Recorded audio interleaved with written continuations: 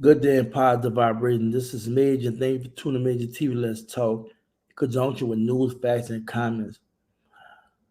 Today, and for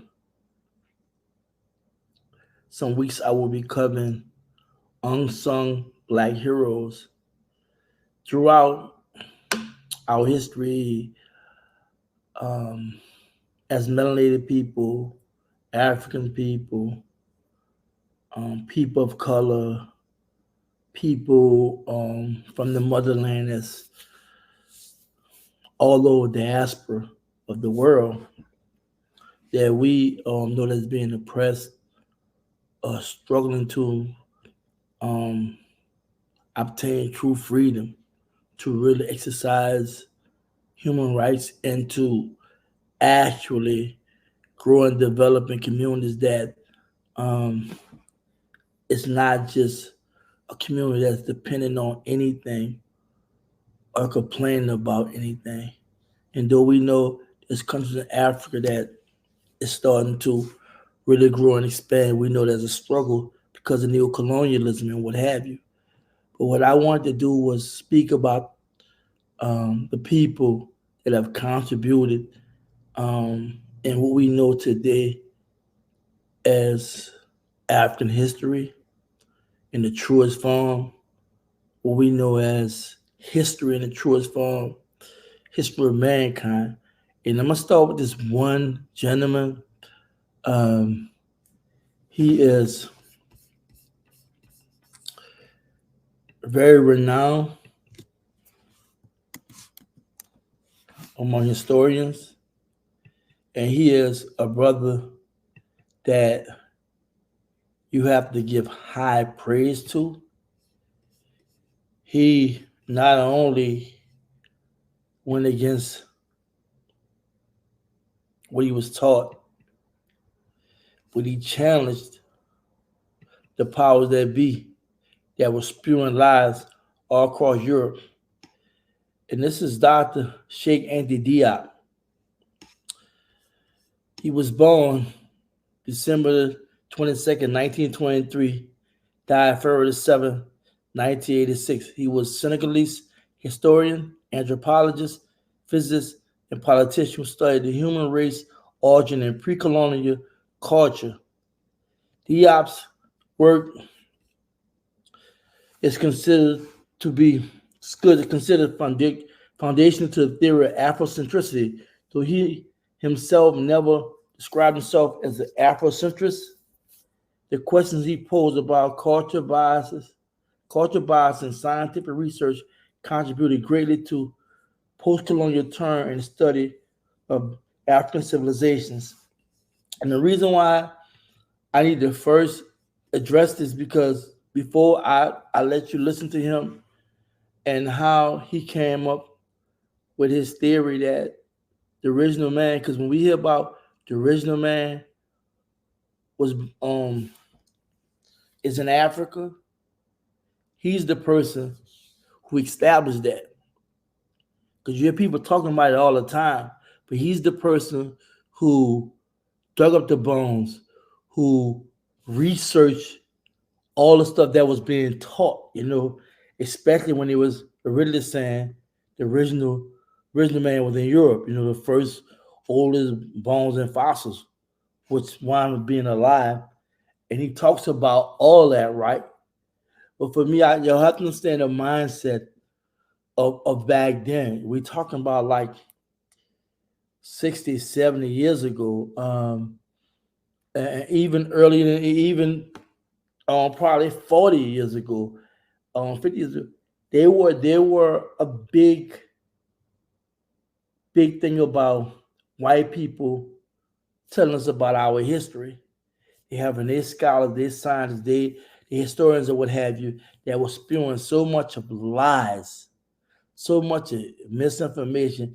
They wanted to build up Greek, they wanted to build up Rome, they want to acknowledge all the texts, right? All the texts and stuff like that. I mean, in law, school, and language, wrong, right? And this brother here, may rest in power, embarked on a journey to challenge what he was talking. I have to bring y'all in the mindset of what was going on back then. Let me let y'all know a little about how we get it right. When Africa was on top, or Egypt was on top, right? And when it was finally conquered, and Alexander the Great, his army went into Egypt, they were destroying everything. It was because of their white scholars, and their philosophers and whatnot that had to let them know, hold up, don't destroy the library, don't destroy all the scrolls and the papyrus and what have you.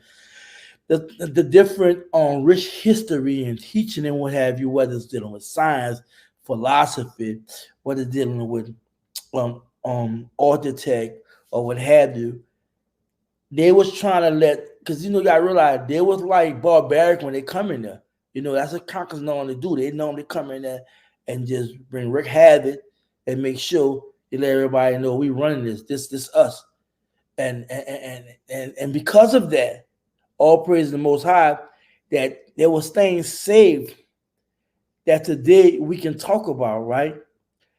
And though they messed the Sphinx and carved the nose pony and messed with different statues and all of that and other, right? And brought wreak havoc, there was some things left. Unfortunately, we'll never know the stuff they destroyed, But lies was documented, right? So as whites of Europe conquered Africa and in control of most of the world, they wound up putting in the Museum of Britain and these different museums and Europe artifacts and whatnot, right? They created different scholarly programs, research programs, scientist programs, Egyptology and whatnot. They created all this stuff, right? So if you want to know anything about Africa, you had to learn it through them. You know what I'm saying? Because they extracted a lot of things. They took a lot of things and brought it to Europe. So when you're learning from them. And what was so beautiful was that Dr. Diop didn't accept what they was teaching him. And he went beyond that, And before I play this video of Diop talking about the origin of mankind and breaking down at that time how the climate was, why at one point nobody can live anywhere, and where Kenya and surrounding areas, Ethiopia and whatnot, had people that stayed there. It was only people that had pigmentation. And he said this in his own words, that signs don't happen by chance. Meaning that the pigmentation is there for a reason, to protect you from the rays of the sun, the heat from the sun. But before I go into, I got to recognize the intellectuals of our time. That Dr. W. Du Bois, who gave pushback about a lot of nonsense that was being spewed, a lot of lies. And also Dr. Carl G. Wilson, Miseducating the Negro. He announced in his book that anybody, I don't care if you're married, you're single, your teacher, doctor, whatever, he said everything you've been told was lies, right? He been calling for Black History Month, started the Black History Week, the Black History Month. And I thought I wanted to bring the book down here, but the book is very famous. Miseducated Negro, he the one really called it out. And he said, you've been taught that you can't go through that front door. So if you can't go through that front door, you go through that back door. If it's not a door back, you'll create a door, right? So you had intellectuals back there that was really paving the way as for us talking about a lot of lies and stuff like that, right? And Dr. Carl G. Wilson's career was damaged by him writing that book and calling out the powers that be for the lies, right? But fast forward to Dr. Diop, he made his business to prove them wrong, right? Because you can learn something, and when you learn something, your mind always questions what you learn. You're supposed to be a critical thinker, you're supposed to be a problem solver. In this field of being a historian or anthropologist, where you digging stuff up and what have you, and you learning how long these bones or these people have been in existence, or been buried, or how long they've been alive, and what have you. That's their job to figure this out, right? He has a number of accolades. He even was a linguist too, but he's speaking in his language as he take this interview, right? And I'm gonna just play it for you all.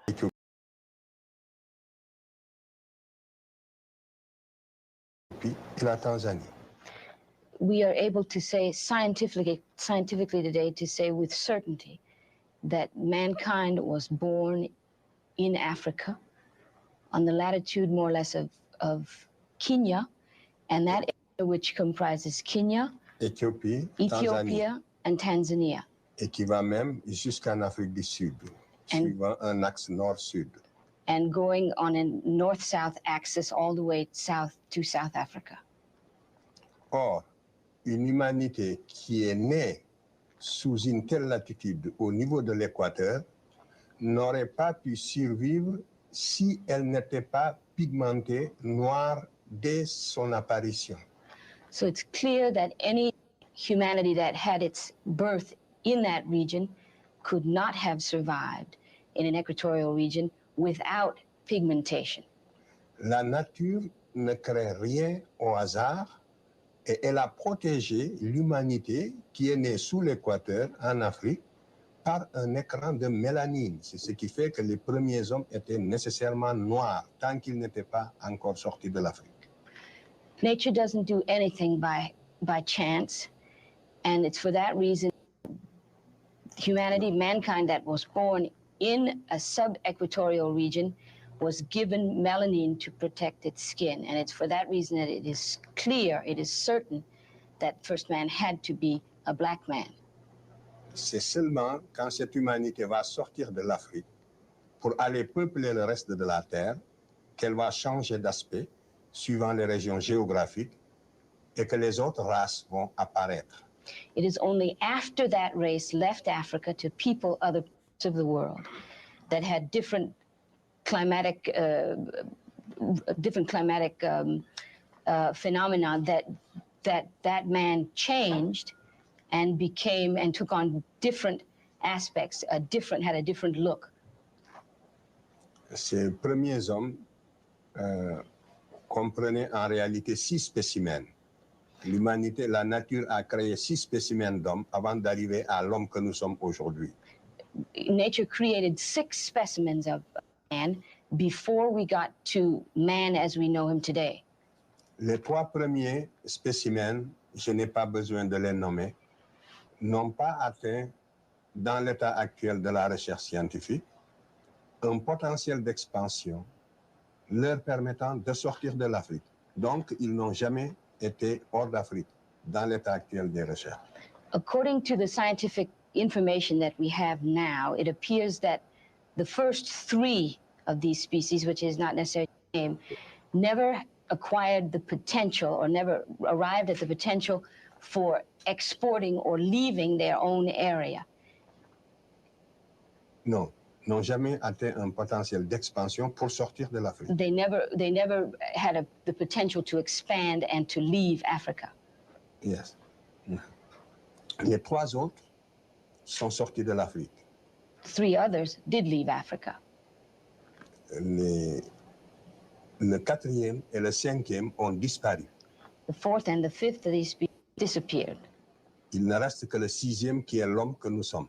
And what remains is man as we know him, that 6th species. Le 5e, c'est celui-là que j'ai projeté ici. Vous le voyez. Cet homme ressemble beaucoup à l'homme actuel, mais il n'est pas encore arrivé au stade de l'homme actuel. C'est le 5e? C'est le 5e. This is the 5th of these species, which, as you will see, resembles very much man as we know him today. Mais il n'était pas encore très différencié. He was not yet but as we know him today was not differentiated a great deal from this man. Si vous le regardez, vous verrez que la différence qui le sépare de l'homme que nous sommes, c'est qu'il n'a pas de front. Vous voyez, les yeux sont presque à la place du front. You will see that the major difference here is that the 5th species did not have a forehead, you'll see that the eyes are situated very close to the top of the head. C'est très important ce détail, il faut le remarquer, il n'a pas de front. Donc il n'a pas, son cerveau antérieur est très différent du cerveau antérieur de l'homme actuel. Si vous le regardez, c'est comme s'il avait les yeux ici. It's very important, this is a very important detail. It means that the brain inside was very different from the brain inside of man as we know him today. Et quand on étudie son cerveau, quand on étudie l'anatomie de son cerveau, on voit qu'il n'a pas cette partie-là, ce cerveau antérieur. And studying his brain, Ce qu'on appelle le lobe antérieur du cerveau, il ne l'a pas. he does not have the anterior lobe of the brain. In studying, in anatomical studies, it has been determined that he did not have this anterior lobe. C'est la grande différence entre lui et l'homo sapiens sapiens que nous sommes. That is the major difference, the fundamental difference between Homo sapiens sapien, which is what we are. Et ce spécimen n'a jamais pu sublimer la nature pour créer l'œuvre d'art. This species was never able to overcome nature to an extent that he was able to create art. Ensuite, je passe au suivant. This next slide. Là, nous arrivons à l'homme comme vous et moi. C'est l'homme du milieu. And now we have the man in the middle is the man that we are. C'est le crâne du milieu. C'était un noir. C'est l'homme que nous appelons dans la littérature, si vous voulez, préhistorique, l'homme de Grimaldi. This was a black man. The skull is that of a black man, which we call in prehistoric history the Grimaldi man. On sait que c'était un homme de morphologie noire. Quand on voit sa morphologie, on voit que c'était un noir. Vous voyez bien, la forme du visage est très typique. Et nous l'avons comparé avec un crâne d'Africain d'aujourd'hui. Le crâne de gauche, c'est un crâne de Malien que nous avons dans notre collection à Dakar, à l'IFAN.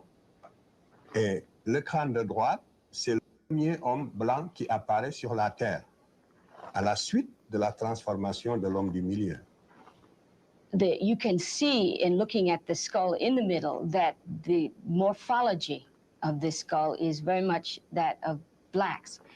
That is the skull of modern man. To the left of it, we have the skull of modern African man. It is one of those that is in our collection at the University of Dakar. L'homme qui est à droite maintenant, on ne le verra qu'il va... L'homme qui est au milieu est entré en Europe il y a 40 000 ans. 40,000 years ago, the man in the middle left Africa and went to Europe. Il va vivre en Europe de moins 40 000 ans à moins 20 000 ans, et c'est pendant cette période d'adaptation à un climat extrêmement froid qui est très différent du climat actuel, parce que c'est pendant la dernière glaciation que la Terre a connue et qui a duré 100 000 ans. Il va donner naissance, donc par mutation et adaptation, au troisième crâne de droite qui est l'homme de Cro-Magnon. The skull at the extreme right of the screen is that of Cro-Magnon man. It was between 40 and 20,000 years ago that the man in the middle left Africa to go into Europe at a time during what is called the final or the last glaciation. The climate in Europe was extremely cold. It was much colder than it is now. And during this period of some 20,000 years, he underwent the adaptation to become what we know as white men. Donc, c'est bel et bien, si on s'en tient sans préjugés, aux données rigoureusement scientifiques, nous sommes bien obligés d'affirmer en toute sérénité que c'est l'adaptation du Grimaldi à ce climat froid qui a donné naissance finalement au type qu'on appelle conventionnellement maintenant le type leucoderme ou l'homme blanc. Le blanc est sorti du noir à la suite d'un processus d'adaptation à un climat froid. Et cela, tous les spécialistes aujourd'hui le savent dans leur fort intérieur, même s'ils ne le disent pas avec autant de netteté. It is very clear to all of the scientists involved in this field, even if they are only able to say it in their within themselves and unable to say it publicly, that the man that we know conventionally to be a white man evolved from a black man over a period of some 20,000 years of adaptation to a different climate. And if we are to say with any serenity, resting totally on scientific data, that is the conclusion that we must come to. Donc, nous voyons bien que l'humanité, en sortant de l'Afrique, en s'adaptant aux différents climats de la Terre, a donné naissance aux différentes races. Voilà comment les races sont nées. Donc, la race est une notion géographique. Si le premier homme que vous voyez au milieu n'était jamais sorti de l'Afrique, il n'y aurait pas eu de différenciation raciale. L'humanité serait homogène et noire. If the man that we see in the middle there had never left Africa, people other parts of the world, and if those people in other parts of the world in different climates had not, through the process of adaptation, become what they are in various regions of the world, all men would be homogeneous, and all men would be black. Le reste de la Terre n'aurait pas été peuplé, serait désert. Et il y aurait eu une seule humanité noire cantonnée en Afrique. Et le reste de la Terre ne serait pas habité. If that man had not left Africa, the rest of the world would have remained a desert, would never have been peopled. Donc, voilà, vous voyez donc que j'ai répondu à la question que vous m'avez posée en demandant où se situe le noir dans l'évolution de l'espèce humaine. Je vous réponds qu'en toute rigueur scientifique, le premier homme de la Terre était un noir qui va se différencier pour donner naissance aux autres races. Voilà la conclusion à cette première question. And so to answer precisely your first question, which is or was, to what extent or in what way do blacks figure in the origin of man, the answer is the first man was black. And it was he who gave birth to other races of the world.